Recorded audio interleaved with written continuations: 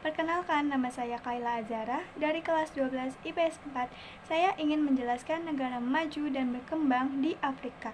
Tugas dari Ibu Sarah Maisaro, SPD. Saya ingin membahas negara berkembang. Negara berkembangnya ada Zimbabwe. Zimbabwe adalah sebuah negara terkurung daratan yang terletak di Afrika Tenggara antara sungai Zimbazi dan Limpopo. Negara ini berbatasan dengan Afrika Selatan di selatan. Ada beberapa bidang. Yang pertama ada bidang infrastruktur. Keterbatasan infrastruktur menghambat pertumbuhan ekonomi dan kesejahteraan masyarakat. Yang kedua ada ekonomi. Zimbabwe mengalami hiperinflasi yang parah terutama pada tahun 2008 yang menyebabkan nilai mata uangnya anjlok dan perekonomiannya terpuruk. Hukum. Sistem hukum yang lemah dan korupsi yang merajalela mengurangi kepercayaan publik dan investor terhadap penegakan hukum.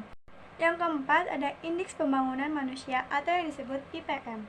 Rendahnya IPM mencerminkan kualitas hidup yang berkurang baik dipengaruhi oleh pendidikan, kesehatan, dan pendapatan per kapita yang rendah. Yang kelima adalah kesehatan.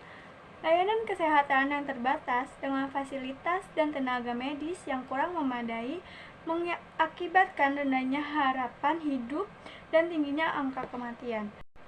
Yang keenam ada politik. Ketidakstabilan politik termasuk rezim otoriter di bawah Robert Mugabe menyebabkan isolasi internasional dan sanksi ekonomi. Selanjutnya ada negara maju. Negara majunya ada Afrika Selatan. Afrika Selatan merupakan sebuah negara multi-etnis di ujung selatan benua Afrika. Negara ini terletak di semenanjung selatan benua Afrika yang dikenal dengan sebagai Tanjung Harapan. Ada beberapa bidang. Yang pertama, bidang infrastruktur. Memiliki infrastruktur modern seperti jaringan listrik, air, dan telekomunikasi yang mendukung pertumbuhan ekonomi dan kesejahteraan masyarakat. Kedua, politik.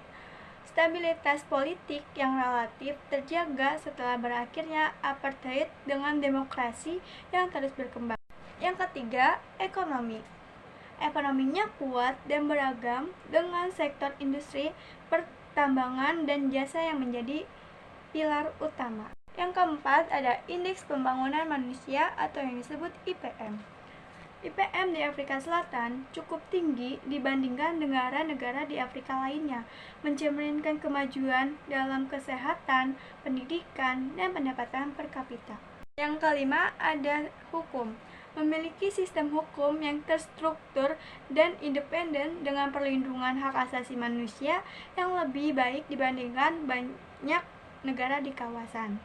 Yang terakhir ada kesehatan. Layanan kesehatan yang lebih maju meskipun masih ada tantangan seperti HIV atau AIDS, namun fasilitas medisnya termasuk yang terbaik di Afrika. Sekian itu penjelasan dari saya, kurang lebihnya mohon maaf. Wassalamualaikum warahmatullahi wabarakatuh.